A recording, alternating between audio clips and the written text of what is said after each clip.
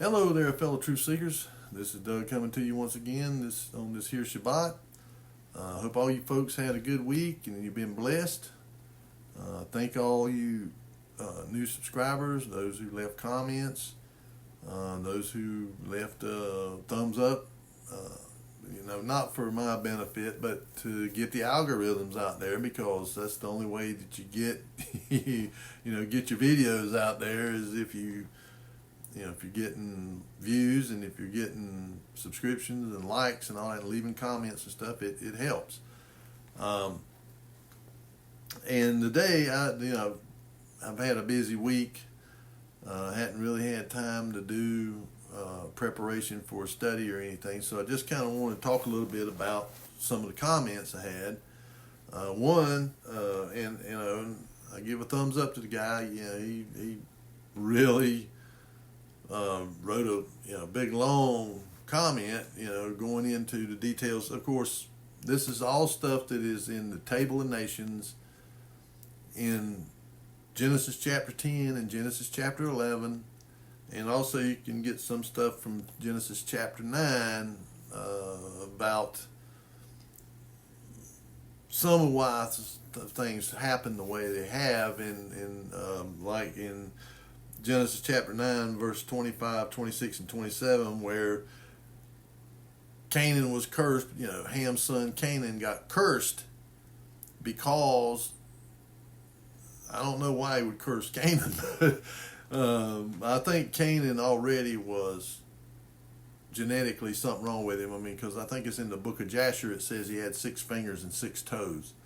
So he had Nephilim blood. And it come through his mother. It had to, because Noah, his wife, and 3 sons were genetically pure. It had to come through Ham's wife, or through his wife, and that because of what Ham did, looking upon his nakedness, it says he looked upon his father's nakedness. Well, most people take that to mean that he looked at his mother, because you become one flesh whenever you be married. You're one flesh. So that's, some people say it was homosexual act, or I don't know. It doesn't really say. It just says he looked on his father's nakedness. But most people take that to mean he's talking about his mother. But anyway.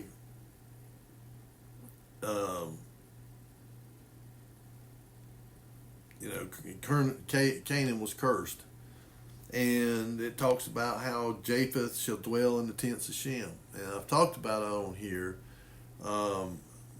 where Japheth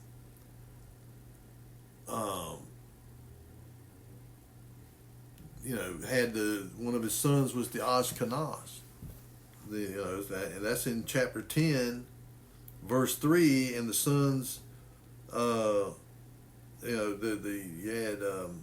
Japheth had Gomer, Magog, Madai, Javan, Tubal, Meshech, and Tiras, and the sons of Gomer, Ashkenaz. So Ashkenaz is descended from Japheth, and they're around Eastern Europe, over into Russia, and even on down. But they're the Eastern people, and so there is a group of Jews called Ashkenaz, the Ashkenazi Jews, Eastern European. They're not true Hebrew Jews from the tribe of Judah, because the Jew means Judah, and I think it's back in Malachi or somewhere the first time that you see mention of it. It was may have been the Persians and the Medes or the Greeks or somebody that started calling them that. But anyway, so they're over there in Israel today, dwelling in the tents of Shem. Pretty straightforward. And of course, this is a prophecy from 2500 BC. And in that Canaan will be a servant to them. You know, you can take for what what you will with that. But the other thing he brought out, he was talking about where these people went. He laid out a pretty good time, which is right here in the Table of Nations. I mean, you can find out where these people, where it talks about Ashur. He builded Nineveh. Ashur did. But they all, you got to kind of take chapter 10 and chapter 11 and kind of like lay them over each other like a template, because they went out from the east. It says, here it came to pass as they journeyed from the east that they found a plain in the land of Shinar. Well, if you get a map and you look at a map, east of Shinar, which is the land that is between the two rivers, there's a big plain there between the Tigris and the Euphrates River. And of course, back in those days, it was lush, just teeming with life. But because of the changing, during the time of Peleg, when the land began to break up and was drifting apart, it changed the weather patterns and stuff. But not only that, 5,000 years of or almost 5,000 years of people there have wore the place out. They've just wore it out. That's why the whole northern part of Africa and the Middle East is pretty much desert. It's been desertification. But the guy lays out a good line and shows you, where so-and-so went. Well, I've seen where there's some debate about Put and Foot, where they wound up, who they wound up being. Well, a lot of the consensus is that Put is Libya. Now, of course, it's well known that Egypt is Mitzrayim. I mean, that's well known and been, and it's in here too. And all through Scripture, you'll find different references to these names and where they're at, where they are, where they were living at. And a lot of times, too, the names of towns or cities were after the people who founded them. And it's a lot of these people, a lot of these descendants of these three sons of Noah. So they would just go settle an area. Well, this is Mitzrayim. We're going to call this place, Mitzrayim went there and settled there, and so we're going to call this place Mitzrayim. And that's how it was done. And so, even to this day, a lot of these cities like that, or countries like Egypt, because at the time they were just city-states. They wasn't like a country. I mean, they didn't have countries per se. They just would have a city there and established, and they just controlled the territory that they could hold. When they got big enough and had enough people and strong enough armies, then they would conquer other lands and all that stuff and take it into theirs, and then sooner or later somebody else would rise up and become a great power, and that's like Assyria. They didn't just go over there and mess with the Syrians and the Lebanese and the Jew, the Hebrews. No, they'd go all the way over to Egypt and Libya and everywhere else. They were warrior people, warring people. That was just in their nature. But you can see that. But he lays out a good thing there, and he even goes into talking about haplogroups. Well, haplogroups are genetic markers that tie you to a specific people.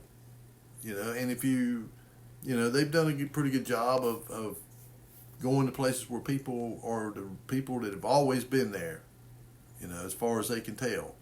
Like Armenia. I mean, those people have been there since the time of Noah. They're called Armenians today, but they were probably something else. I mean, when if you go one of these names here that they're descended from. But a lot of them went there to Shinar along with Nimrod, and they wanted to build this city, and they wanted to build, and of course over here in chapter 11, and this is the thing, and I've said this, they, even after their languages got confounded, they did not want to leave. But right down here in verse 8 of chapter 11 of Genesis, it says, so Yahuwah scattered them abroad from thence upon the face of all the earth, and they left off to build this city. They quit with it. But see, because they were still going to try to do what they were doing. Even though they couldn't speak different, they spoke different languages now. They didn't want to leave, so Yahuwah scattered them. Put them where he wanted them at. And not only that, but one of the things is this is, kind of believed among scholarly people, that the symbolism you see, like in the occult and in the secret societies and stuff, Freemasonry, Illuminati, all the symbolism you see and all these little, talisman and stuff like that was the way that they communicated. Since their languages were confounded and they began to come up with these symbols and stuff that they would recognize. And of course, I've talked about this too, America is the return to Babel. If you look now, it's been established by the world business elite and pretty much the UN or whatever, and WEF and all them, that English is the official language of business. You gotta, in order to get the world to be able to operate in unison and to be able to function together, you gotta have a common language. See, it's their attempt to go back to Babel when they was up here in chapter 11, verse 1, and the whole earth was of one language and one speech. So it's just an attempt to go back to that situation where everybody is of one language so that they can, and Satan is behind it. Because he wants to get everybody to where they can work together and communicate together whenever he uses humanity and, the fallen angels and the demonic all join together to make war against the one who is on the throne, the Most High and his anointed. That is the objective, is to get us back to that. Back to the way it was at Babel, where they're all working together to build this, this structure that will allow them to have access to the portal. And it's believed that that's the same place that Jacob was at whenever he saw the angels, had the dream about the angels going up and down on a ladder. That there's a portal there. That's where the entrance into the third heaven is. And it's in that area over there because Jacob was going over there. He was going back over to that area over there where his kin was at, Laban and them, to get him, get a wife. But not only that, but to escape Cain from, or Esau from killing him. Esau wanted to kill him, so he was fleeing from him. But at the same time, he was wanting to make a life, and have a wife and all that. And wound up with two wives and two handmaids.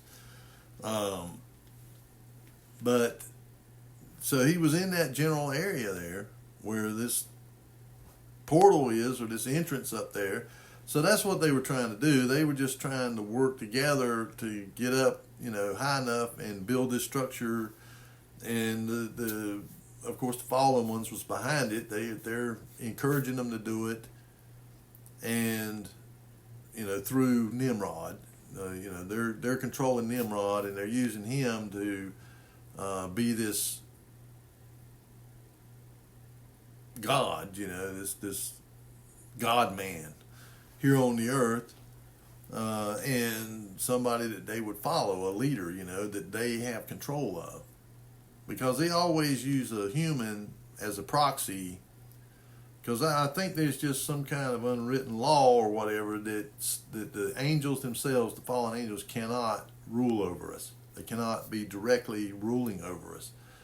They create these Nephilim, and I talked about that last time, about Lucifer or Hallel being one of these offspring of these, between human woman and one of these fallen ones, and that they could put him in there as a proxy because he's got human flesh. He's got, he is part human.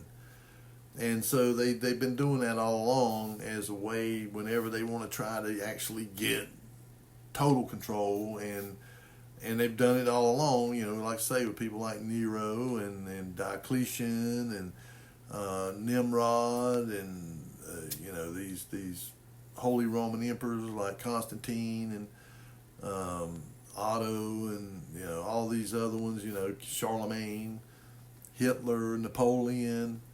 And Napoleon, the Pope was going to put the crown on him and crown him the Holy Roman Emperor. He took it from the Pope and stuck it on his own head. That's how, he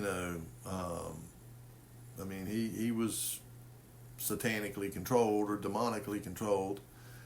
And of course, that's, and then Hitler and Mussolini, this same spirit, has, and like I said, Paul and them talked about that spirit. The spirit of Antichrist is already at work in the world. Well, it's always been at work in the world. This spirit, anti-Elohim is really what it boils down to. And so now we fast forward to today. All of these peoples, they've tried to bring all these people back, but what you got going on now is the world has become more divided than ever, and more because of these elitists, the technocrats and the unelected people that are wanting to rule over us and enslave us, basically. But you can look in Europe over there, the Netherlands, and where they were trying to just basically do away with farming over there altogether, and that's a huge part of their culture and their wealth. Is I think that the Netherlands is only second to the United States in exports of food. And of course, they're rising up over there, and not just there, but in Belgium and in France and Italy. They're all rising up. Germany, they're all rising up against it. We have to have food, and so, but again, I appreciate what we got in, and it's something that you folks can go look at. You can go back to the last video and look at those comments and see what he wrote. It's good, good knowledge if you're really interested in getting deeper into studying the about the haplogroups and how that, like I say, you can go to one of these organizations like Ancestry.com or something. There's a bunch of them now, and you can send them a sample of your DNA, and they can trace out, your heritage, who all, what different groups that are in your background and where you originated from. Pretty interesting. Personally, I don't, I'm not a big anthropology guy. It's because that's what anthropology is, and paleontology is basically looking at the origins of humanity, where we come from. And that's never been, I like to know a little something about it. I don't want to be absolutely ignorant about it. But history, I do love history, and I do study history, and I study science too. I was always good at history and science. But a lot of our history has been, the old saying is that the history is written by the victors. So you really, to really find a lot of true history it can be very difficult sometimes because it's been obscured. I've talked about the Tartarians, Tartar. Well, you can go back, if you go back like to the Merriam-Webster 1812, I think it's the 1812 dictionary, you can go in there and look up and read a whole lot about Tartaria and the Tartars. But when you come forward, after that period, it's been taken out of everything. And I tell you, I look at the Midnight Ride with John Pounders and David Carrico. Matter of fact, they're on tonight. I'll watch them tonight. I like a lot of what they have to say, and they do. Now, them guys do some real deep research, man. And David Carrico's got an extensive library. I mean, this guy's got an incredibly extensive library. He's been collecting for a long time, and some of them are really obscure, hard to find books. But John Pounders was saying he went to a conference somewhere, and he was staying in a hotel. In the room he was staying in had a globe in there, and it had Tartari on it. So how and he said it really kind of he'd never heard of it before. And he said in school and all, and in college, he was a big history buff. He read everything he could about history, about the Romans and the Greeks and the Persians and the Medes and the Babylonians and the Assyrians and, anything he could read, the Parthians and, that he could read about history but he never read anything in the history books that he could get on, that he had at his disposal that mentioned anything about him. Why?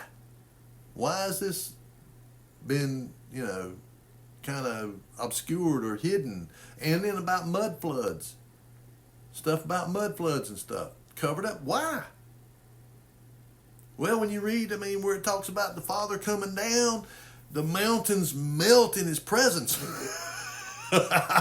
When he comes down here, it ain't like, just any angel or whatever coming down. No, when the Most High comes down, the earth shakes, and his appearance causes the mountains to melt. And over there, and the true Mount Sinai is not where a lot of people have been led to believe it is. It's in Arabia. They're in Saudi Arabia. And the top of it, they went over to the top of it, is scorched. It's been turned like to charcoal. It says it was smoke and fire and all on top of it whenever Moses went up there. So, the evidence of it is there. And so, and when he'd come down, these mud floods would happen, and of course he would make them happen. Because these people were living, this is when he's, but you don't have, you can see like over there in Rome, there's these, 2 or 3 stories down underground that originally were up level with the ground. And in other places, even here in America. And the same thing, the Russians, they say that America took their land and their territory over there in Oregon and Washington State, Northern California, Alaska, which they sold Alaska to us, but they had all of that up through there, and these structures over there. Very old structures that they built, and this happened before America become the United States. But yet there's nothing in our history about this, about us going, Europeans going over there from this, from the East Coast to the West Coast over there doing that stuff. We're led to believe, the first people to go over is Lewis and Clark, and expedition or whatever. See what I'm saying? How history has been rewritten and obfuscated and done away with. I mean, so there's a lot of stuff that really, this is telling us, but even about ancient history, but they've tried to cover it up and try to say that it don't match. Well, one of the things is too, is back in the ancient times there, going back to the time of Babel and within like a 500,000 year range from there down, they had all kinds of calendars. I mean, there's like 15 or 20 different calendars. And the Hebrews had their calendar, which was based on the original, going back to before the flood.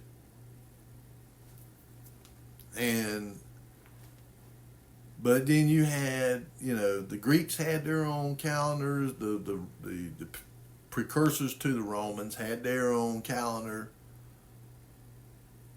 And that guy, he lays out who the Italians are. I mean, they are the Tuskeys or the Tussies or something like that. I can't remember. And it's on this phone. I can't pull it up and look at it. But anyway, he kind of shows you who, like the Japanese and the Chinese and the Hindus or the Indians or whatever, who these people are. But they're these ones right here. They're in the table, the Table of Nations, chapter 10, and chapter 11 of Genesis. And when you go and look down through all throughout Scripture, there you'll find where it talks about these people. It mention, maybe a mention of them somewhere, and then you can come back here and look. Oh, well, he was descended from this guy, and so and there was a lot more going on back then too, like with Solomon. Okay, well, nobody knows, didn't really know exactly where Ophir was or Tarshish. Well, Tarshish is believed to have been England. Okay, and that they was, of course, during that time, during the time of Christ, the Romans, they were entrenched in England. They occupied all of England from about midway down. But the heathens or the pagans had control of the northern part. The Irish and the Scottish and the Welsh and all of them. The Romans just tried to keep them at bay, and of course what they call Hadrian's Wall, which actually I come to find out wasn't really built by Hadrian, it was built by somebody else. But anyway, they call it Hadrian's Wall because it was built during Hadrian's time, but it was meant to kind of try to keep the barbarians out.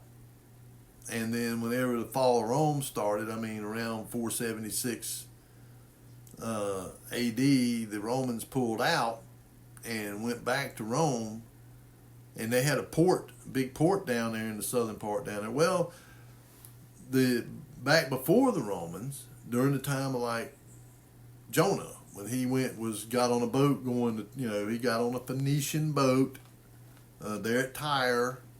The Phoenicians were seafaring people. They went everywhere. They were also the same ones, because if you remember that Solomon, when he was building the temple, he contacted the king of Tyre, Hiram or something like that. I just was reading about it there in the book of Chronicles, 2nd Chronicles. He contacted him, and David had already made an agreement with him about supplying timber and artisans, people that were crafted, skilled in stone cutting and metallurgy and, turning wood, making wood carvings and all that kind of stuff. And so Solomon contacted him after he was inaugurated, or coronated as king. He contacted him and says, I want to build this house to Yahuwah. And, I know my father talked to you about supplying me. He says, if you'll supply me with all this stuff and these men and all to do this work, I'll get it. Well, it goes on too to talk about how Solomon got all this gold from a place called Ophir. Some people believe that Ophir was North America. And they've also found up in Michigan up there, they found that they were mining copper up there long before Europeans came over here. And they found stuff that was Phoenician. They've also found stuff here that was Egyptian and, Asian, like from India and from China. And the Chinese, even in their own history, they was one king or emperor they had there that was very curious. He was a very curious king. He liked science and exploration. That was in China's historical heyday. They invented glasses and stuff, bifocals. They had a spoon, the fork, and ketchup, and a lot of other things that they innovated way before Europeans had it. And but then all of a sudden, for some reason or other, But anyway, this was during this time of this emperor, and he commissioned a big fleet of ships to be built. He wanted them to go and explore. He wanted them to go out and explore, and they explored all over. From up in Canada, Alaska, down in Oregon, Washington, California, on down to Mexico. But then all of a sudden, that king, that emperor died, and this other one, and they had like a internal civil war or something going on, and so they recalled them all, and they went back. Well, over in California, they found walls over there that were built up in these mountains that were built with similar construction techniques that like they do over in China. And this is long before Europeans ever come over here. And like I said, the Russians were already over here. They had been over here for a long time, way longer, And so, why did they hide this? Why do they want to hide this? Because they just don't want us to understand the way history really is, and not a concocted history. It's to take us away from this. That that don't, well, the reason a lot of the timelines and stuff with the Bible versus some of the other historical records that we see don't match up is because of the differences in their calendars. The way they reckoned their months and days and stuff was different. So, but whenever you reconcile the two, if you take this calendar and you reconcile it to the Hebrew calendar, they line up perfectly. It's just that they were using a different calendar. And I mean, like I say, there was like 15 or 20 different calendars in use during that period of time. Chinese had their own calendar. The Hindus, the Indians, they had their own calendar. I mean, so you you have to understand that in order to understand the history. And you got people that, it's just like the other thing that somebody brought up about in here was the pyramids, the idea that they found seashells under the pyramids. So they say, well, that says that it had to be built after the flood. Well, that's not so, because there's places where it talks about during the time whenever that there was a flood in Eden. This is back before the Great Flood. There was also a flood even before that. But barring even that, my belief is, and I base it on Genesis chapter 1, verse 2, and also what Yahuwah tells Isaiah, that when he created the earth, he created it teeming with life. That it wasn't tohu wabohu, which is what's there in verse 2 of Genesis chapter 1. If you look at Genesis chapter 1, let's see, let me get back here to it. All right, Genesis chapter 1, verse 2, and the earth was without form and void, and darkness was upon the face of the deep. Okay. And the spirit of Elohim moved upon the face of the waters. Okay, so the words there, without form and void, was tohu wabohu. in the Hebrew. And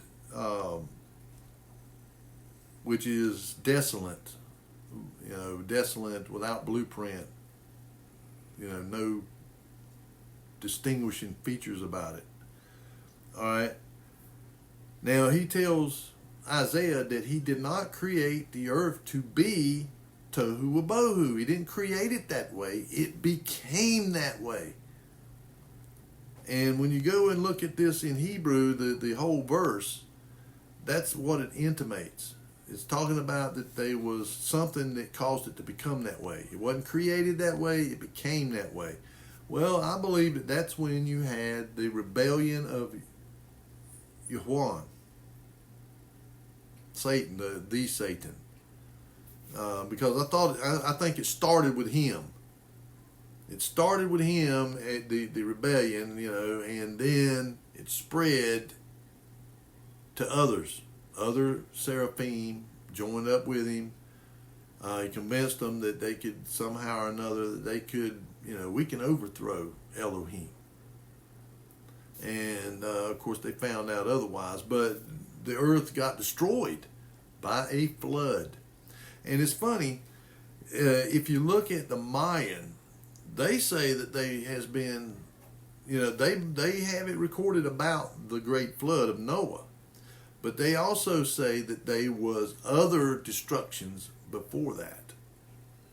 Another one that was destroyed by a flood, by ice, and by fire. Whether it was or not, I don't know. The Bible doesn't say, but there is one verse in there that says, the old world which perished. Okay, the world of Noah did not perish. The people perished, but the world didn't. After the water receded, it was still here. Yeah, it had been changed. It wasn't like it was before the flood. Yeah, it had altered it, So if there had been another flood previous to that, and now this, I've never read the Book of Thomas. There is an extra biblical book called the Book of Thomas. But I was listening to this guy, and I don't watch him too much, but I have listened to him some. He's the Mud Fossil guy, Mud Fossil University or whatever. And he was saying in the Book of Thomas, it says that the earth is made up of carcasses. Well, that's true. The earth is made up of carcasses because everything that dies goes back to the earth. Plants, trees, birds, animals, fish, everything goes back to the earth. Well, we don't know when this in the beginning was. We have no idea. Now we know, I believe that this was a recreation. That the world that we are in now was a recreation. It was recreated. But there was a beginning when it was originally created. And of course, in Job 38, he tells Job, where were you when I laid the foundations of the earth and stretched the line upon it? And the morning stars sang and the sons of God shouted for joy. Where were you at? Well, that and of course that also shows that the angels, the Malachim, were in existence before this world was ever made. Before the enclosure was ever made. But we don't know when that was. That could have been billions of, could have been aeons ago. We don't know. We don't know how many times that there has been worlds, earths made and life put in here. Because it's a terrarium. You can believe, people are free to believe whatever they want, but when you read through the scriptures, you find out that's exactly what it's describing. It's describing an enclosed world. And even some people slip up. I think maybe Elohim, sometimes he puts it in these people and they don't even realize they're saying it. But Bill Nye, the science guy, this guy is a high priest of scientism. He worships the God of science. And he came on one of his things. He said, kids, I hate to tell you, but you cannot get out of here. The earth is an enclosed system. Now, he said it. because they know.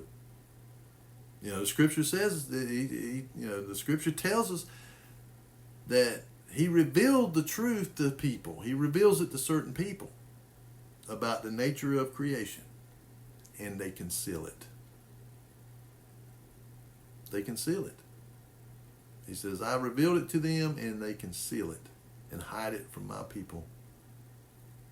So that's exactly what they've done, because they have to destroy this. They can't have you believe in this. And so, what do? Heliocentric cosmology, evolution, the whole thing, Big Bang. And go look into who Lemaitre came up with the Big Bang, Jesuit priest. And I believe that Copernicus was in with the Jesuits somehow or another. And when you look at the Pope, he carries this big staff, and on it's got a big sunburst on it. And then go look up the history of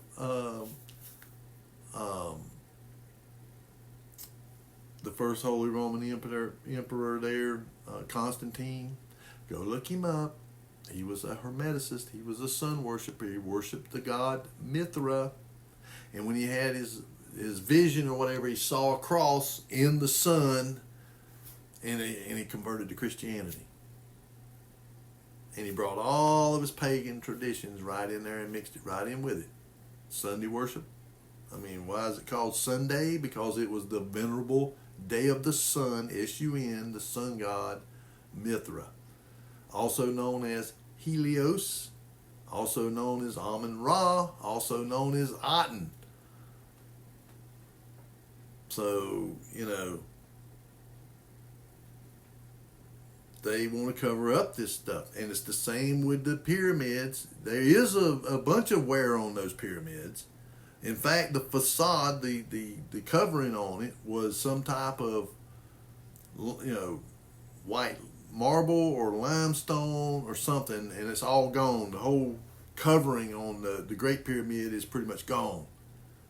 And there's a doctor, Robert Schoch, who is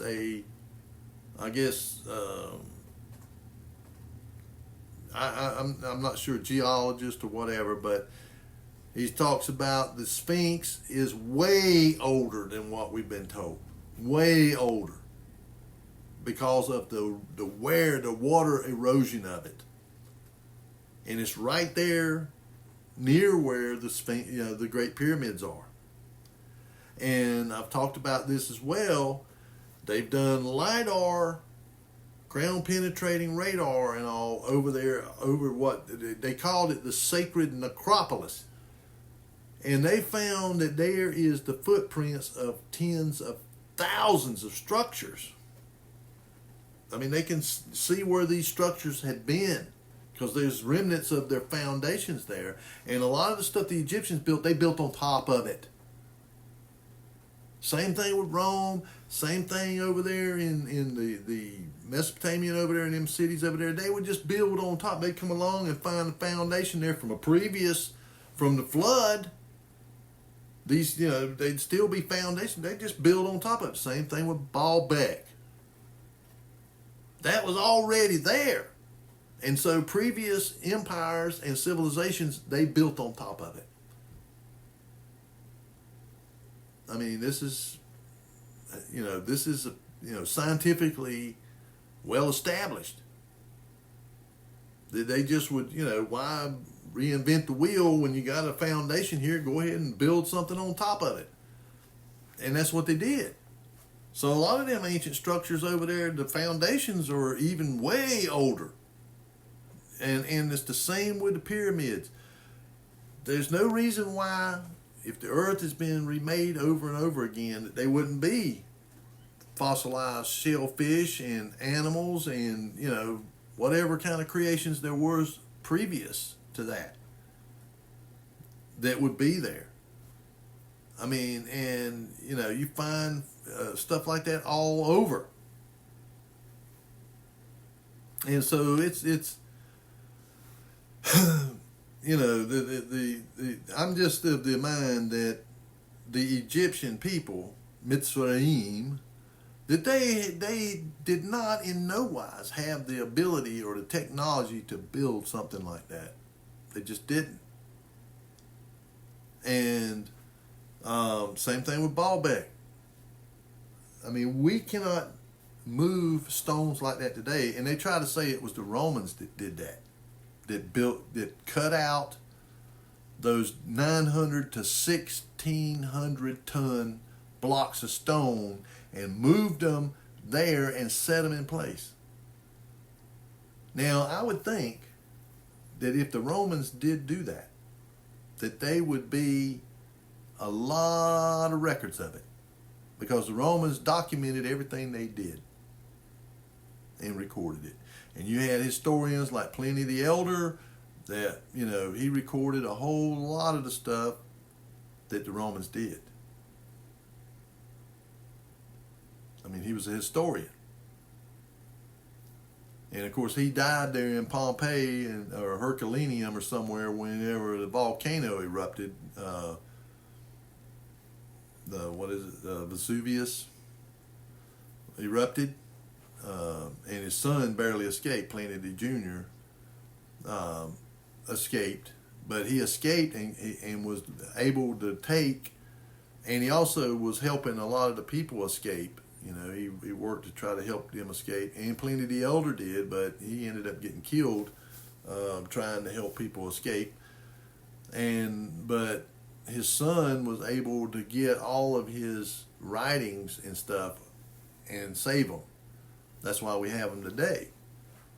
And so, you know, that would have been an extraordinary feat to do that, and they would have recorded it. But they have not recorded it anywhere that they did that, because they couldn't.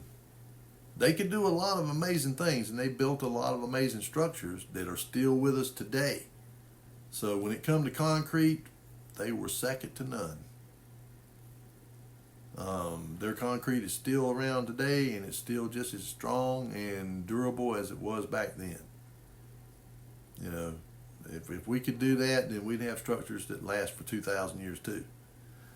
But, you know, and some people say they have found the secret to Roman concrete, but I don't know. But anyway, you know, the thing is that those structures, like the Great Pyramids, Baalbek, Pumapunku down there in South America, Tiwanaku, and a lot of other, you know, Göbekli Tepe over there in Turkey, and there's another one now they found, Göbekli something else, but they say these things are, you know, way older than any previous structures they've found, and they were buried. I mean, it was, you know, they're saying that they were intentionally buried with sand. That they were intentionally these you know, I don't know if they were like parks, you know, like an ancient park with statuary in it and all that kind of stuff, or if it was some kind of a ceremonial site. You know, there's a lot of speculation about what these things were being used for, these sites. It was German archaeology that discovered Göbekli Tepe, and he began trying to map it all out with LIDAR and, you know, ground penetrating radar and stuff, and they've only excavated like 5% of the site. Today's, you know, 95% of it is still underground, still under the earth, and they're over there working on it right now, excavating right now. They've been doing it for years. So, you know, and it was all sand. Okay, well, that could very well be indicative of the flood. You know, the sand settling out and burying this spot. But like again, according to like Dr. Robert Schoch, those structures there, he believes they are way older than what we've been led to believe. And it would have taken, an incredible level of sophistication and technology to construct those structures. The Great Pyramids. Now there is pyramids there that I believe the Egyptians did build. Them little small ones around there, and if you look at them, they are very inferior. And you would think these three big ones are the oldest, the first ones, that are built with such a precision that it can't be matched today by our technology to build something with that kind of a precision of that magnitude. Yeah, we can build stuff with precision, but something small. But when you're talking a structure like that, 550 feet tall, and with a base that big, no. And not only that, but what's to say that the foundation under there, the earth that's under that pyramid, wasn't excavated soil from somewhere else and brought there to build the pad to build it on that would have had seashells in it. Because again, the sea life and stuff, shells and all that stuff, they've been accumulating all along. They could have been excavating that material out of where they had been, a seafloor, and over time it built up from erosion and filled in, and they went over there and was digging that up and using it to build the pad. Maybe backfilling it. They dug it out and got it down to bedrock, and then they backfilled it with something that would be real stable, real solid. And then they began to build a pyramid on top of it. The same thing we do today. It's nothing different. Whenever they build roads, if the road material that's there at the present is not sufficient, they will dig all that out, and they will backfill it with stuff that is compactable, that they can compact down into a solid mass, and then they take and lime it, and the lime gives it a solid surface, solid, joined together. It holds it all together solid on the surface of it, and then they come and they lay down their petromat or whatever, and then they take and put tar down, and then they come and put their, they may build, sometimes they may even actually put down aggregate or whatever, rock, and then compact all that, what they call crush and run, that compacts really well, and then they will put tar on it and the petromat, and then they pour that, do their asphalt or put concrete down. Sometimes they, pour concrete highways or whatever, but we do the same thing. Same thing when you go to build a building. If the soil that's there is not good for compaction, they will take it all out, and then they will backfill it with something that is compactable. That's the way they do it. And then they pour footers. They drill down until they hit bedrock. Like for big skyscraper stuff, they drill down and until they hit bedrock, and then they put in all these pilings to build the structure on. So it's not any different. There's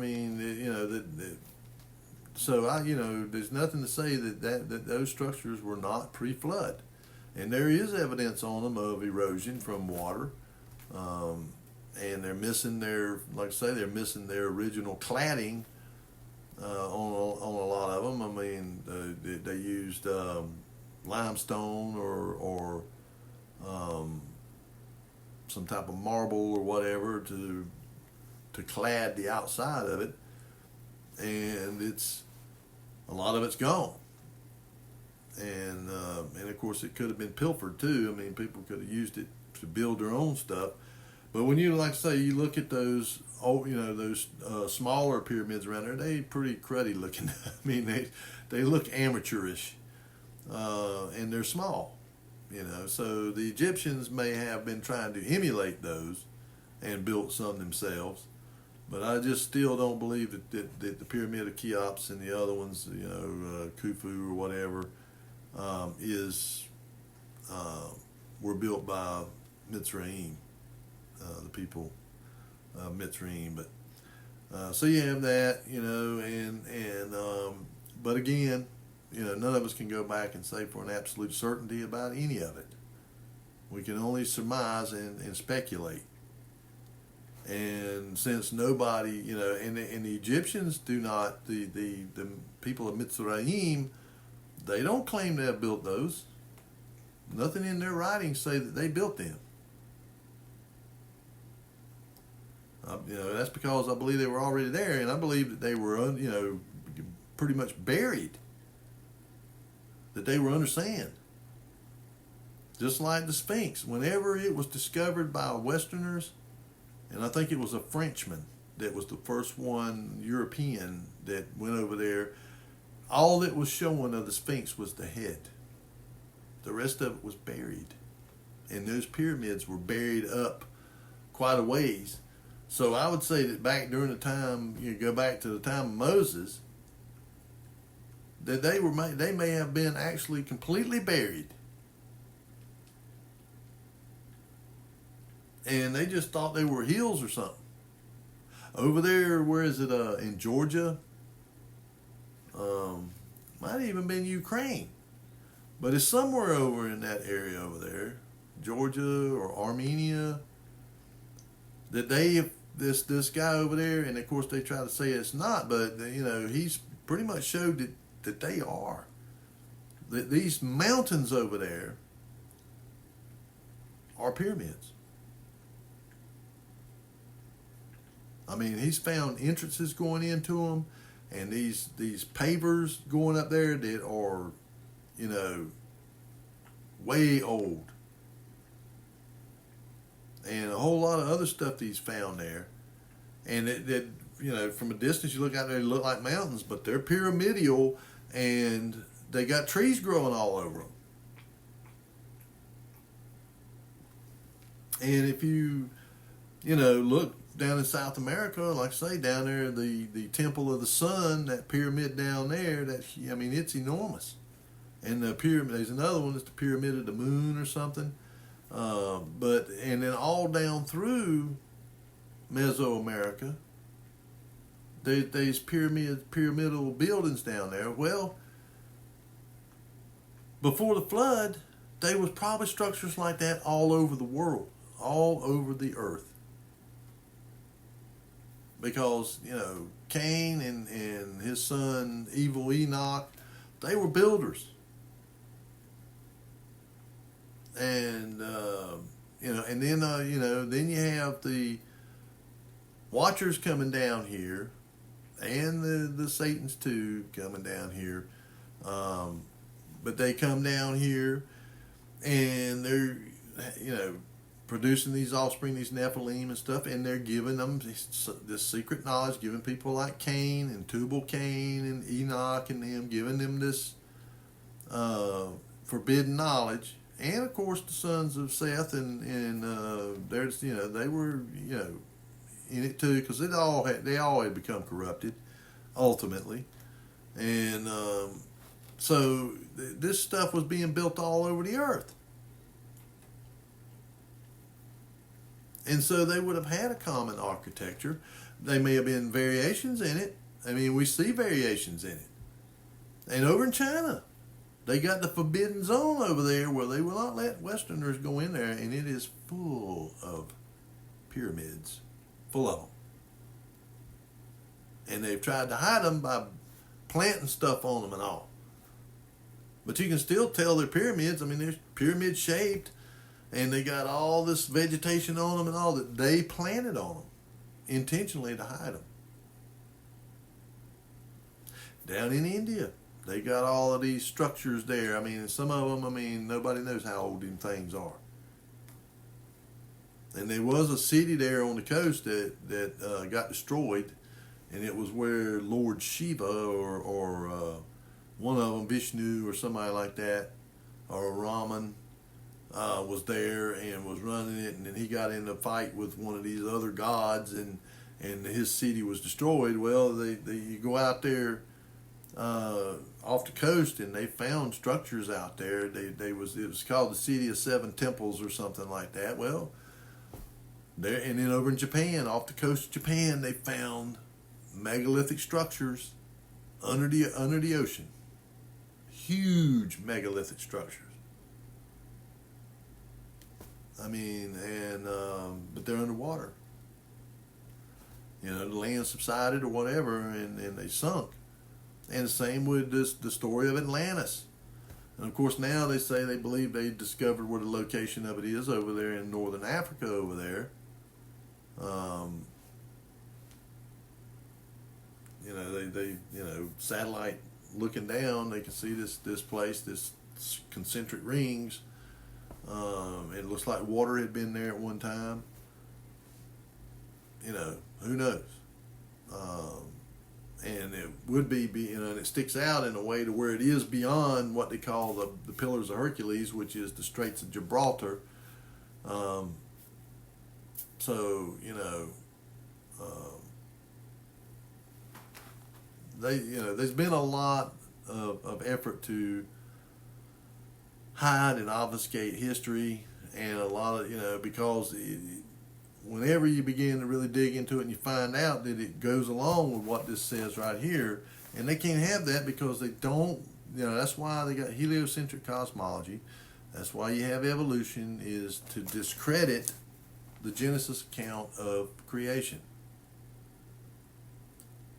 And I think that the scriptures is clear, it says that in the last days all things would be revealed. And I think we're in the big revealing right now. It's like with geocentric, the geocentric cosmology, or flat Earth. The Earth is not flat like a pancake or something. No, it's just flat in an orientation, but it has contours on it, mountains and valleys and all that. And it's not like they depicted, the flat Earth society. And I think that's controlled opposition. They're just there to kind of make us look stupid. They depict it as like this flat pancake world. Here's Mercury and Venus and then the Earth and then Mars and no, that is not the way that it is. No, the Earth is in an enclosure. It's, and if you go look at Rob Skiba, or you can go to Logos Bible Software, where Dr. Michael Heiser was the founder of Logos Bible Software, and they had software that would, he was a linguist, or Hebraist, an expert on Hebrew and on Hebrew culture and history, and he went and just by using the Hebrew scriptures, he made a model of what they believed the earth was like. And it was an enclosed system with a crystalline metallic dome over it, set on foundations, with the third heaven above that firmament dome, where the Father, where Yahweh Elohim is. And the firmament was called a heaven, and it doesn't say it's not heaven, it's Shamayim. Shamayim is plural. It's got im on the end of it. If it has im on the end of a word, it means it's a plural word, more than one. There is more than one. There is the heaven where the birds fly, and where the aether is, the ether or whatever. And then you have the dome, that's the second heaven. And then you have up there where the throne is, the third heaven. And Paul talks about being carried away in the spirit to the third heaven. Okay, so, but Rob Skiba built a computer model of what he envisioned it to be like, and I tell you, it's pretty uncanny, and it is setting in a cosmic ocean this structure is sitting inside of an ocean or some body of water, because it says that he took the firmament and he separated the waters that were above the firmament from the waters which are below the firmament.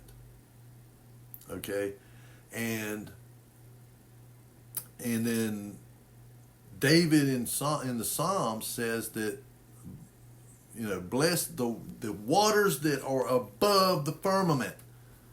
Because there's people that try to say, well, whenever the flood came, that broke, this firmament, this ice, they try to make it out to be like an ice dome or something like that, and it broke apart and water came in and blah, blah, blah, and that was it. Well, that's not what David said. He said that water was still there. And the Father says that he makes the waters of the deep his pavilion. So there's water around this enclosure. It's sitting down inside of this ocean or whatever. And the waters come up like the dome's up here, and the water comes up to a level like here. And there's windows in it, because in here, in Genesis chapter 6, I believe, chapter 7, right in there, says the fountains of the deep were broken up, and the windows of heaven were opened, and it began to rain. And in the book of Enoch, he has a vision of these torrents of water coming through these windows in this dome, in the firmament, coming through it. 7 torrents of water, and it filling up this enclosure. So we're in an enclosure. And so, but, don't take my word for it. I mean, read your scriptures. Scriptures describes exactly how it is. But they don't want us to know that. They want us to believe that we're just one little old marble spinning around, just an average sun, and that every star you look out there and see is a sun. Just like our Saul. But that's not what the scripture says. On the 4th day of creation, it says he placed the sun, the moon, and the stars inside of the firmament. And there's the sun and there's the stars. Different. The word for them is different. And, the word for star, is a different word than the word for sun. And it also says that the sun and the moon are lights. Just like this right here. That's a light bulb. That's a light. And there are different kinds of light. The sun is one kind of light, and the moon is another type of light. A lot of people even believe that the moon is some type of plasma, a cold plasma. And I've seen it with my own eyes. So don't believe my lying eyes. But I've looked up and seen the moon in the daytime. I think they call it perihelion or something like that, when it's up during the day. And you can look up there and you can see the blue sky through the moon. How's that? I mean, it was transparent. Yeah, it was lit up on one, over here, like 2/3 of it's lit. And if the sun is what lights up the moon, then if it's up in the daytime and the moon and the sun's up, it looks to me like the whole front of it would be all lit up, but it wasn't. There was parts of it that were blue. And I believe that just like a bulb, like a clear crystal bulb or whatever, like a halogen bulb is clear and you can see the element inside of it, that the moon is the same way. It's like a bubble, a clear bubble, but it can be lit up, all the way across. And in the day when it's coming up, and I mean, it's full full, you can see the whole moon, and it comes up, but you can see areas that are the same color as the sky, blue. How is that? How's that possible? If the moon is 240,000 miles away. Another argument is there's a crater on there called Tycho. They say it's 80 miles across. You can go up as high as they've been able to go up and look down at the earth. And, like with Google Earth, and look down on the island of Haiti, which is about the same size, about 80 miles across. And unless you zoom in, you can't see it. And that's supposed to be thousands of miles up, that satellite, which is not. But that, so if you have to zoom in to see this island out in the ocean out there, and you can't see it with that satellite from, thousands of miles up, how in the world are you going to see the Tycho crater on the moon, and you can see it with your naked eye? How are you going to see it if it's 240,000 miles away? It is ludicrous. And then not to mention clouds behind the moon. I've seen it with my own eyes. And I've probably seen it a whole lot of other times and just didn't realize it. Because I had the delusion. Believing the lie. I mean, what does it says there in, I think it's Thessalonians? Because they would not receive the love of the truth, for this cause Elohim gave them over to a strong delusion to believe the lie. And I was given over to it just like everybody.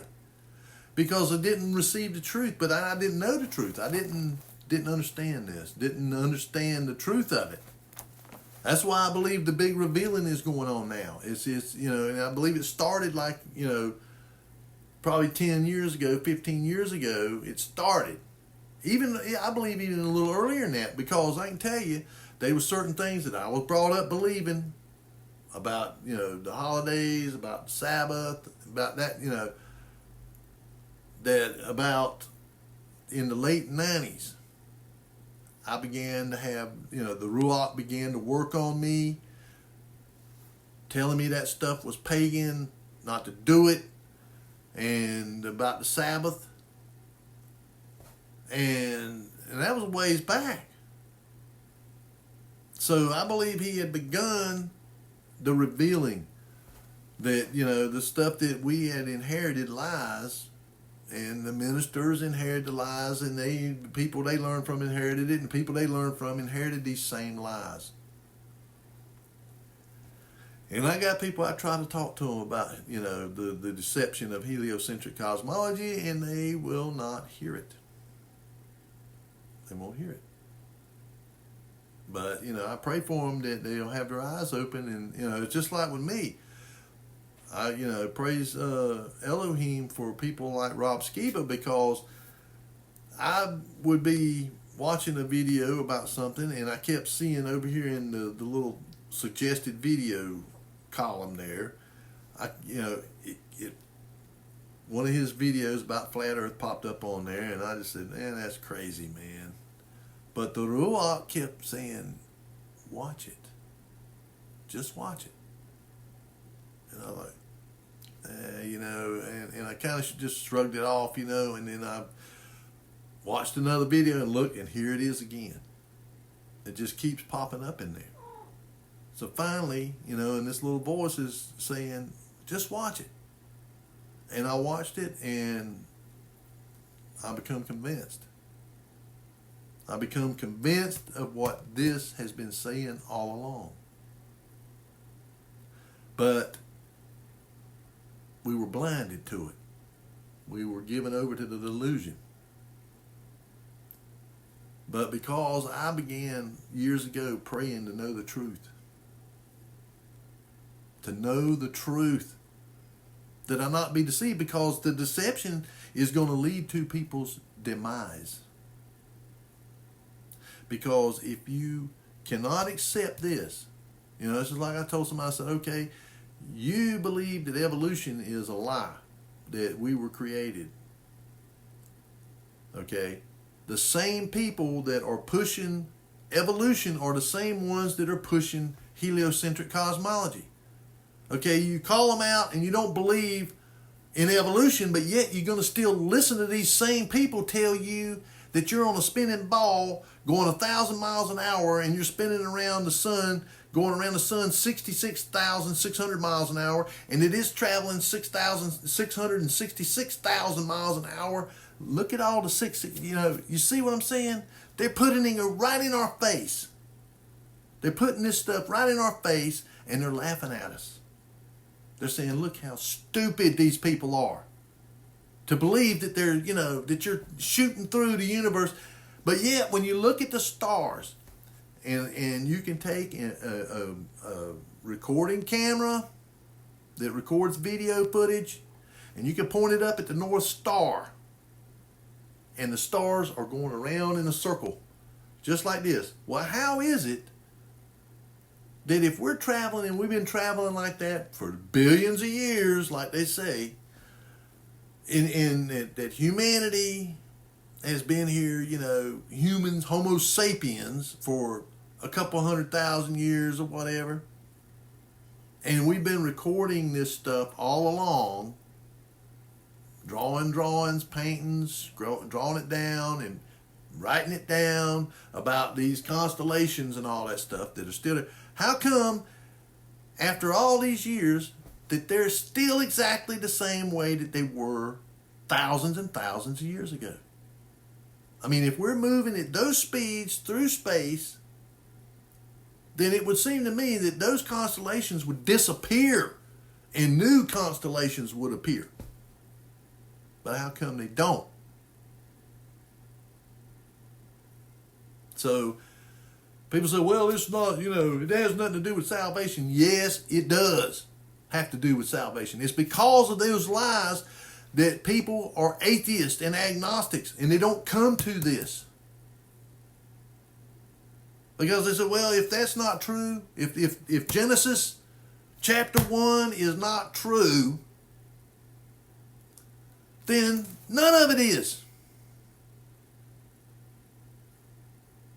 And of course, they can say, well, like Dr. Michael Heiser, even though he made a model of what the Bible, the Hebrew Tanakh, describes the earth as.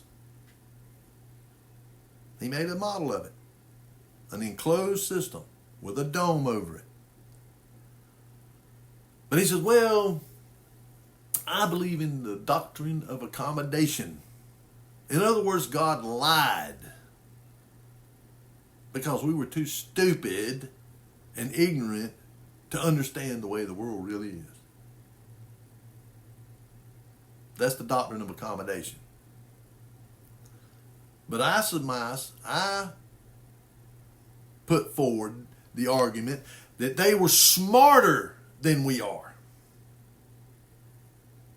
That the people going back to Adam during Adam's time were way more smart and way more intelligent. They were living in a pristine environment.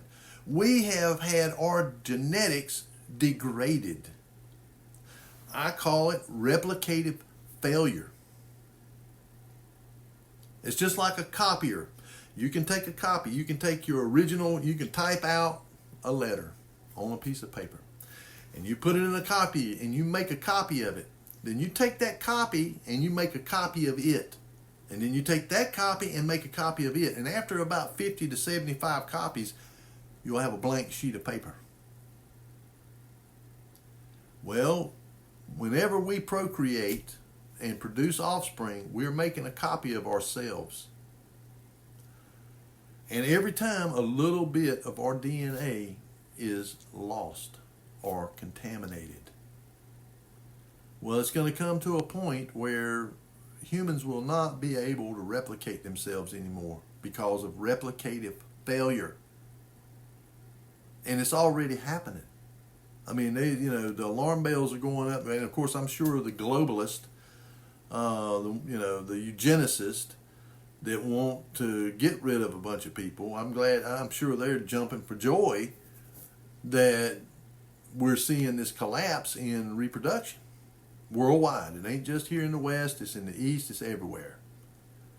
And I believe it has to do with replicative failure, that our genetics have become so weakened and compared to the way it was back then. They were, for all intents and purposes, near perfect, other than their fallen nature. But as far as their physical structure, their mind, their intelligence, they were superior to us. Very superior. And, and they lived extremely long lifespans. And after the flood, that began to diminish, because the world was not the pristine place that it had been. It had changed. And so, Noah's children lived to be in their 600s or somewhere along there. Their children like 400, and their children like 200. I mean, it diminished pretty rapidly. Over about 1,000-year period. I mean, lifespans went from 950 years for Noah down to 120 years or something like that, and down to now where it's averages about 70 to 80 years. Yeah, you have an exception, somebody that, lives like my deceased wife's grandmother. She lived to be 107 years old.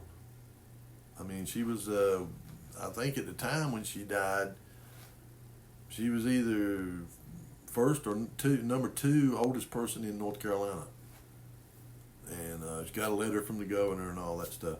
But anyway, I mean, but that's the far exception, I mean, about 120 years would be the limit. Maybe a little bit more, a little bit less, but anyway, the fact that this is absolutely critical to salvation.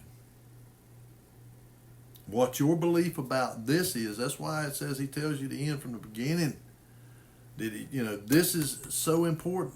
The Torah, the beginning, if you don't understand that, you don't understand this about creation, about the way that it really is, then you're going to be deceived. Like so many people, like I say, they become atheists and agnostics. People that grew up in this, in the church, and then, reading, the Bible and all. But because they've listened to these lies, and they won't accept this truth, then they're given over to this strong delusion, this lie.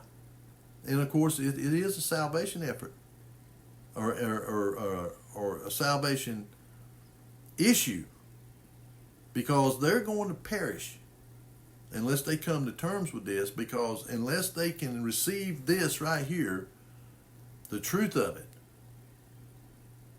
Again, because they would not receive the love of the truth, for this cause they're given over to this strong delusion.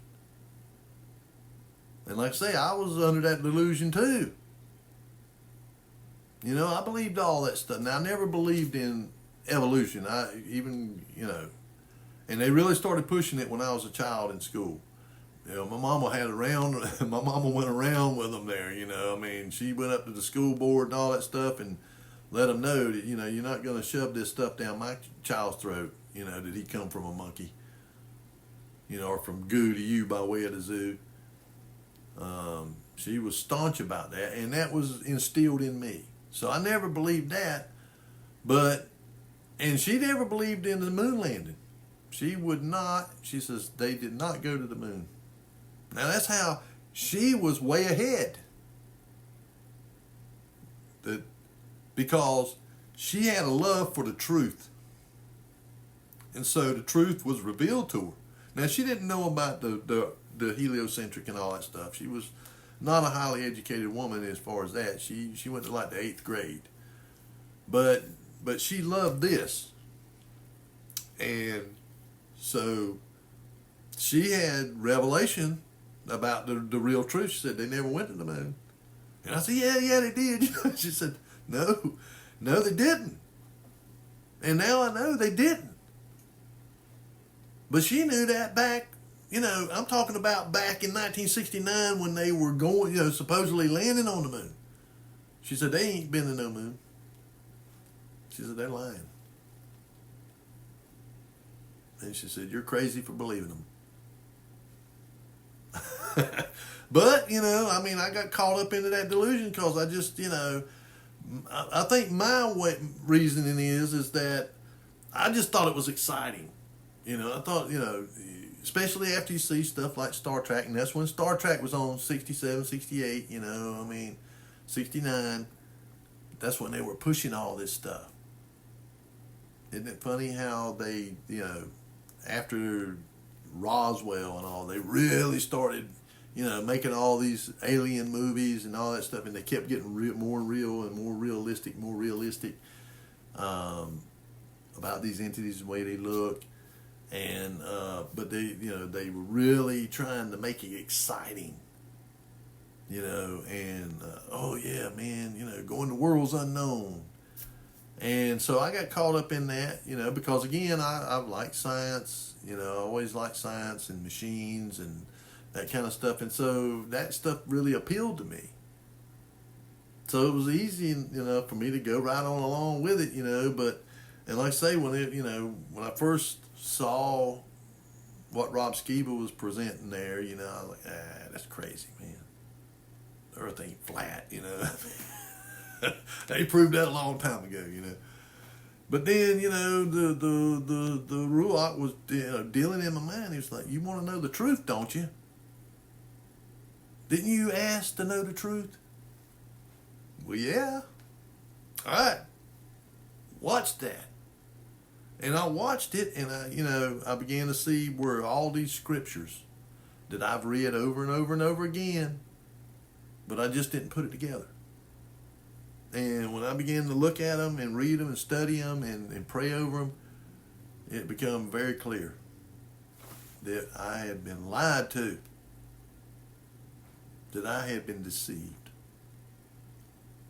And that's, and that is where it says he deceives the whole world. Satan the devil, he deceives the whole world. How? How is it he deceives the whole world? Heliocentric cosmology. And, and the associated things like evolution. But even they are now beginning to admit that evolution doesn't hold up. People like Richard Dawkins, the high priest of evolution, he's another one of them high priests of scientism. But his spiel is the evolution.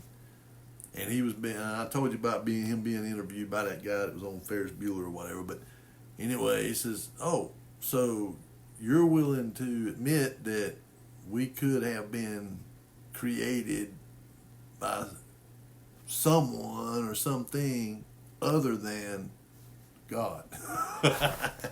So, and of course, there's probably nothing that has done more to destroy people's belief than heliocentric cosmology and evolution. Especially whenever they get them in these colleges. They just drill this stuff into them, and they drill it in there. This is fact. This is a fact. And every bit of it is all theory. Every bit of it. Big Bang theory, theory of relativity, theory of evolution. It's all theories. There's not one shred of real proof. None. And it's all built on a foundation of sand. And the sand is washing away and it's collapsing, and they know it. That's why they got it. That's why they're in a breakneck hurry to bring all this stuff to come to pass. The world government and the one world currency and AI. And I mean, they are just going like they ain't no tomorrow. And I mean, they're talking about spending enormous sums of money to do this. I mean, that ChatGPT and Microsoft is talking about spending $100 billion. And in fact, Sam Altman said he would love, he was trying to convince these people that have the real money to come off of $7 trillion to develop this AGT or whatever it is. Artificial General Intelligence, AGI, Artificial General Intelligence. They're in a hurry. And I also been seeing, and been watching a lot of like this exo scale computer that they just built at Lawrence Livermore. No, was it Lawrence? No, Oak Ridge Lab. The world's first exascale computer that does exaflops. I mean, it's got its main memory is terabytes. Trillions of bits of main memory. I mean, this thing. They said that you could take every human being in the world, give them a calculator, and tell them to add and subtract.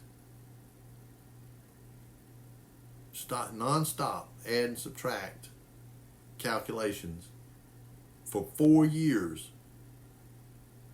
to do what that computer can do in 1 second. In 1 second. And it would take 8 billion people 4 years of constantly non-stop calculating to equal what that computer can do in 1 second. I mean, it's and they've built a bunch of these things. That one there is called Frontier. They built one at Lawrence Livermore out there that's, it's not as powerful as this one. It's called El Capitan. And then they got another one that they built at NASA. I mean, they're building it at all these government agencies, and they're going to end up having all of them linked together. And they're wanting to introduce AI into these systems and stuff. I mean,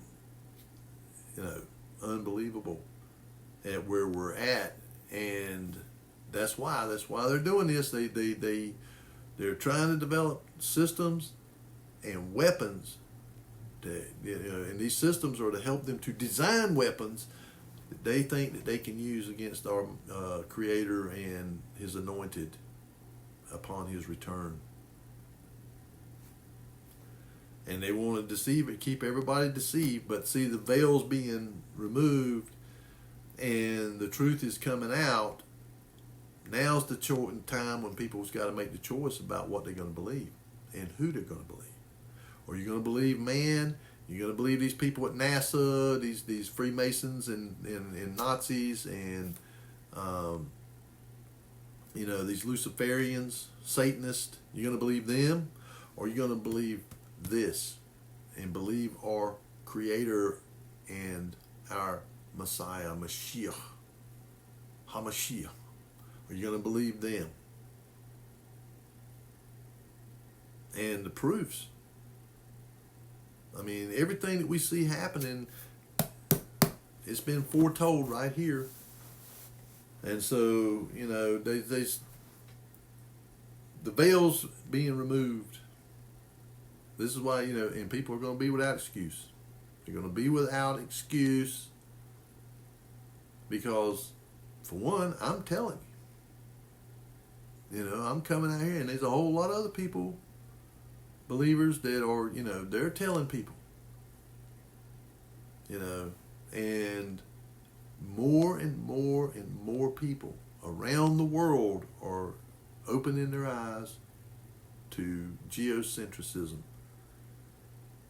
and realizing that heliocentric cosmology is a lie and a deception, because they're seeing the evidence. They're seeing the experiments that are being done all around the world that prove that the earth is not a spinning water ball. And our Creator He's trying to get it across to us that this is a demonstration of His power. So don't buck on me. Why would you make war with me? Why would you come against me? Do you not see what I have done? I mean, that, the firmament showeth forth his handiworks, and the heavens declare his glory. I mean, the things that are made tell us about him and declare him. Everybody's without excuse. Because everything that is declares him. And so when people deny him, they deny him at their own peril. Because they have that ear, they got that voice whispering in their ear, oh, it's not real, it's not real. We, aliens created you. The Anunnaki.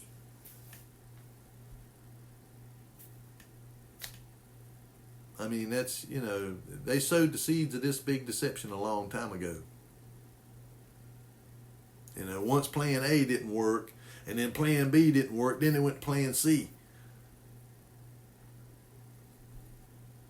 Plan A was to contaminate the whole of humanity so that the Messiah could not come. And then the Messiah came, and so kill him and stop the message, and get rid of him. But then he was raised up from the dead. Well, plan B failed. So plan C, convince everybody that you're on this ball floating around and that there's these aliens that are, the ones that really created you, And they, and even sowed that, the seeds of that way even back before the Messiah come. Over there in Mesopotamia, they were already putting that narrative out. So they've done, everything they can with trying to hide history, trying to hide, the giants, trying to hide, these structures, trying to cover them up, or trying to discount them as to being something other than what they really are, or made by, these Bronze Age people, took copper chisels and bone hammers and copper drills, and they made these big structures. Yeah, right. Okay. Like down there at Punku, they got basaltic granite. I mean, one of the hardest stones that there is. I mean, we use diamond drill bits to drill into this stuff. And you're going to try to tell me that people back then carved those stones with the precision and accuracy that they are and drilled holes through them. And whenever they look in there with boroscopes and stuff, they look at these things and they can see tool marks, like machine tool marks. I mean, this guy, he's up in Illinois up there. He's an expert on machining. And I can't remember his name, but he went down there and examined all them stones, and he went over there and examined the pyramids inside and all, and he come to the conclusion that the pyramid was some kind of a power plant. That it had been either a power plant or some kind of a transmitter. And that the queen and the king's chambers and all that stuff in there were systems that were for mixing different chemicals. They would mix them and it would produce a gas. It would produce a hydrogen gas, and then there was these tubes that went out through the pyramid, went up, pointed up, and they were the same dimensions of a maser waveguide. The same, they wasn't the same exact, but they followed the same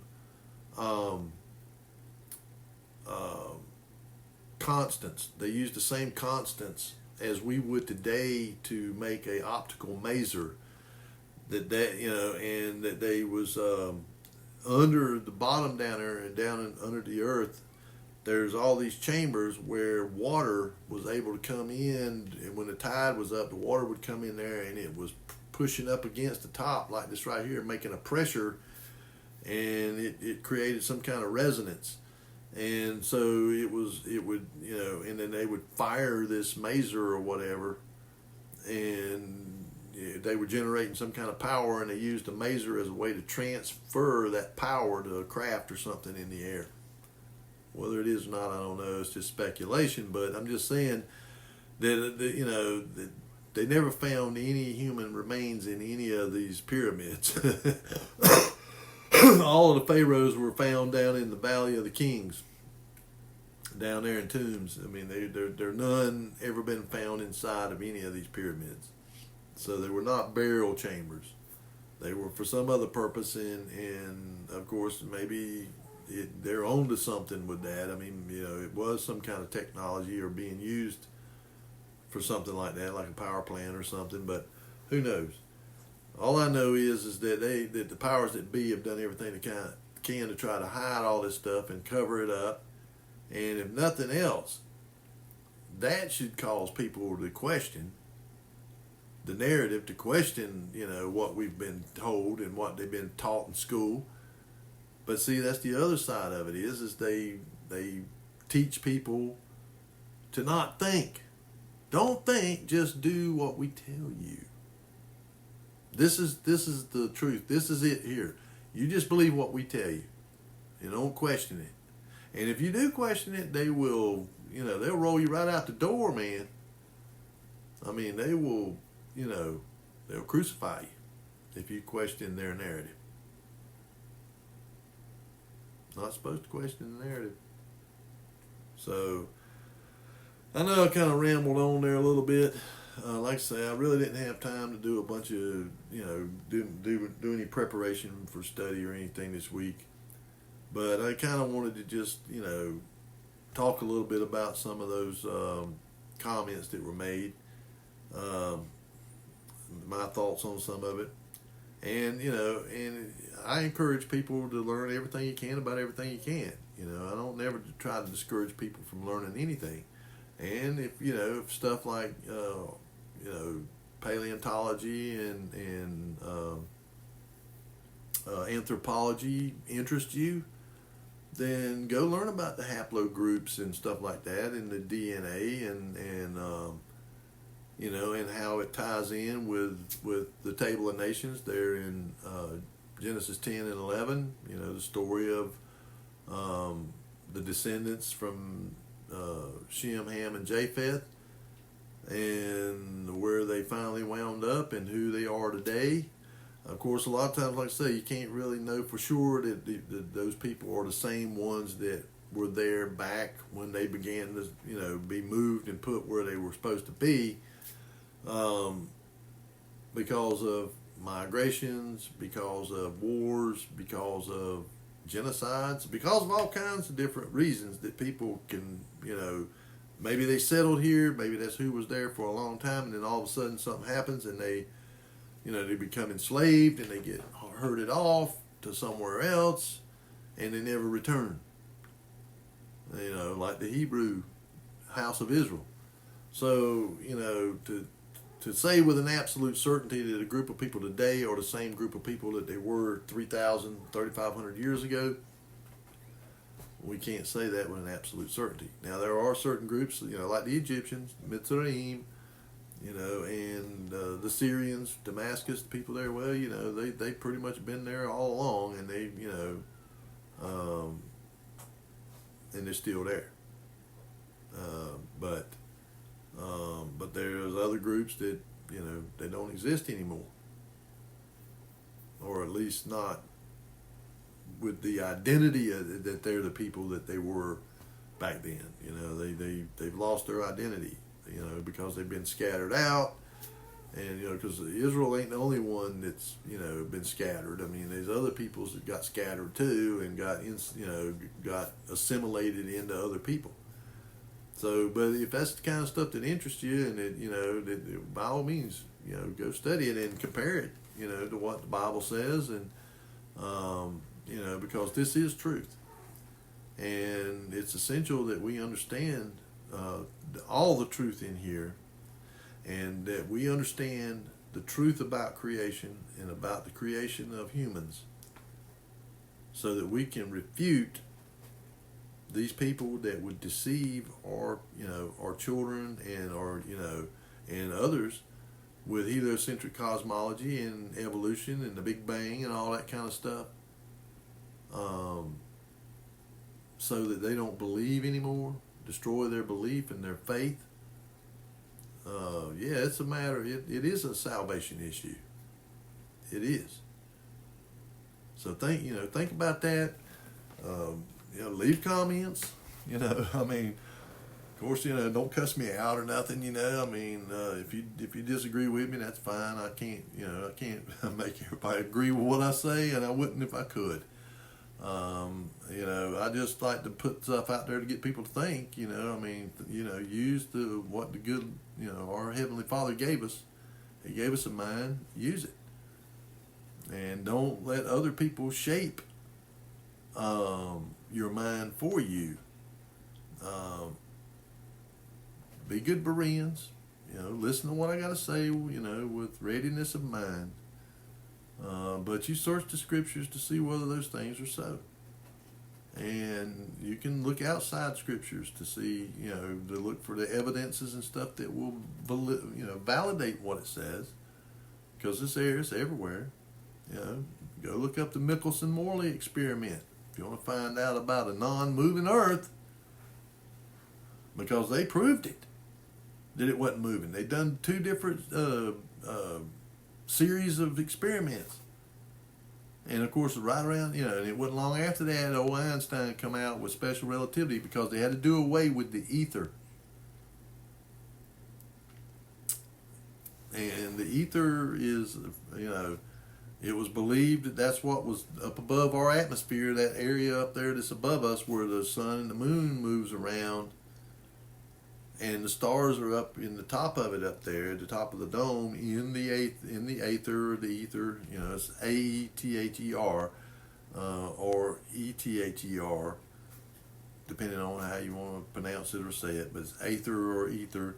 Anyway, Tesla, he called Einstein an idiot. He said that all that stuff was hogwash. That it did not go along with what is observed. He says it doesn't match the observations. And he was, one thing about Tesla is that he was far, far beyond anybody else when it come to understanding electromagnetism. I mean, the guy understood it.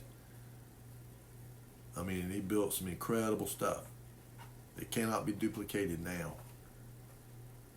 100 years afterwards. And everything that we take for granted today, he invented. Electric motors, transformers, 3-phase power system, he invented all of it. Radio, they stole that from him.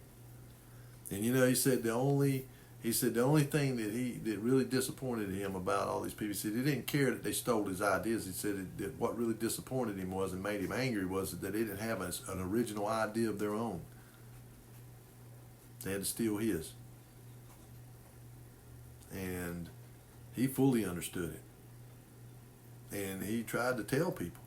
And there are people today that do, accept a lot of what Tesla had to say. And of course, they still believe in heliocentric cosmology, but they believe that the universe and all, they call it the electric universe. And that's the Thunderbolts Project, Walt Thornhill and different ones that. And I've watched some of it, and I agree that a lot of what they say makes sense. About the things we see up there, they're really electric. The phenomenon and stuff is all electromagnetism. It's not, what we're being told, and they pretty much tell these people, Einstein was an idiot too. That all of what is observable and measurable and testable does not validate his theory. In fact, they disprove his theories. And even Einstein himself, said that, a lot of it just, really didn't make sense to himself. But anyway, I love you folks. Be good Bereans. Remember 2 Timothy 2:15. I love you, and I hope you all be blessed, that you'll have a good week. And I'll see you again on the next Shabbat if Yahuwah is willing.